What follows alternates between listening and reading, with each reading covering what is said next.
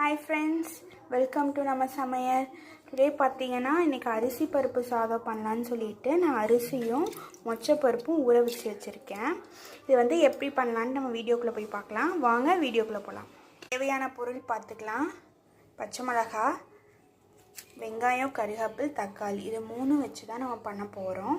வாங்க நம்ம வீடியோக்குள்ளே போகலாம். 2 ஸ்பூன் ஊற்றிக்கலாம், அது ஒரு போட்டுக்கலாம். அப்போ தான் வந்து நல்லா வந்து டேஸ்ட்டு கொடுக்கும் பருப்பு சாப்பாடு. புரிஞ்சிருச்சு. இப்போ வெங்காயம், கருவேப்பிலை நல்லா வந்து வணக்கி விட்டுக்கலாம்.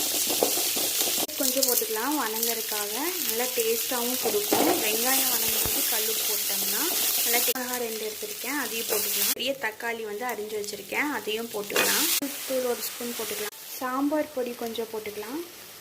நல்லாயிருக்கும். பருப்பு வந்து வணங்கிட்டு இருக்கு, நல்லா மசிச்சு வந்துருச்சு. நல்லா அரிசியில் போட்டு நல்லா மிக்ஸ் பண்ணி எடுத்துக்கலாம். மிக்ஸ் பண்ணியாச்சு. இப்போ கொஞ்சம் தண்ணி ஆட் பண்ணிக்கலாம். கட்டி வச்சுக்கிறேன். வா, சூப்பரான மணக்க